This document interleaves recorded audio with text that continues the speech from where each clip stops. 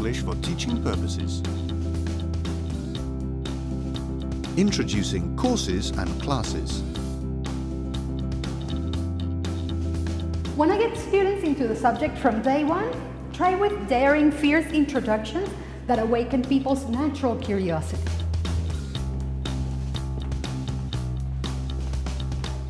But that's only day one. The remaining 20, 30, 40 days are also important. Let's start with course introduction.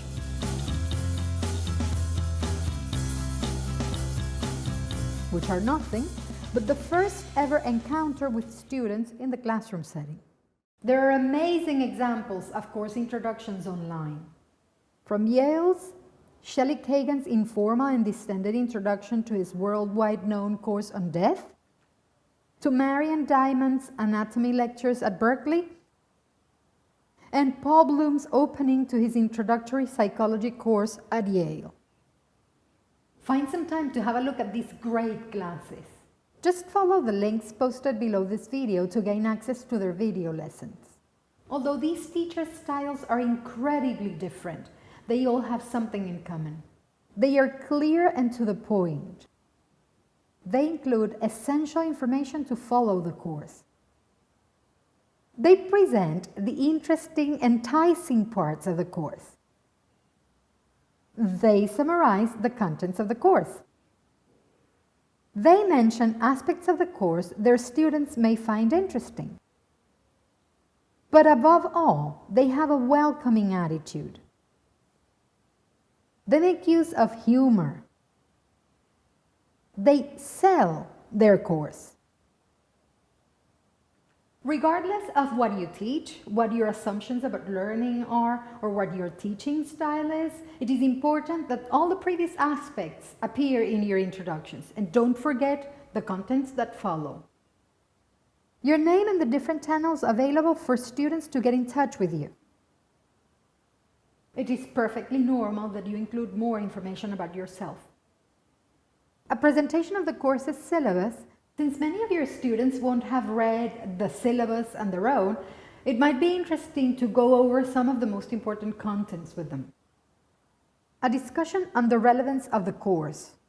Students always benefit from understanding the rationale behind the design of their majors. And if you teach an elective or optional subject, it is important that the students understand how your contents branch out to reach their interests. A clear explanation of the assessment system. Students want to know how their performance is going to be measured in any of their classes. And you, as a teacher, want them to have this information from the start. A brief introduction to all the class resources. Most universities have virtual campuses and most teachers use them to post materials and to communicate with their classes. However, some teachers still feel more comfortable doing things their own way. If you're one of those people, day one is the right time to show students where they should go if they want to keep up with the course. There seem to be 4 strategies to introduce classes that are favored by most lecturers. Let's take a look at them. The outline or summary introduction. Teachers usually summarize the contents of the class so students know what to expect from the lesson. The recap introduction. In recap introductions, teachers go over the contents covered in the previous lesson or lessons. They usually do it to remind students of the point of departure for that lesson. Many teachers bring a slide for support or they use the board. The by the way introduction. There are teachers who enjoy bringing their subjects down to earth, and so they take with them articles they have found in newspapers or videos they have found in the media, or they talk about conversations they had with real people who are not experts. This is extremely interesting for students, and it grounds the subject into real life. The jump in the water introduction. That is, walk in, greet the students, and start the lesson. Although they are not very popular, these no introductions, are very useful for certain kinds of content or for teaching strategies that would be supported by them or for learning goals. Try and think of your own subjects and see how you could use these introductions in your classes to get to a certain point.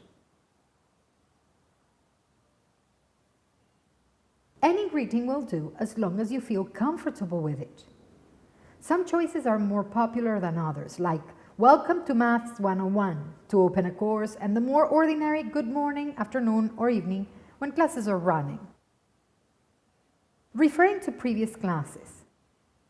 The most common expressions include in our last class, last week. If you need to trace the path the subject has described so far, you can use expressions like up to this point, thus far, so far, summarizing the content to come.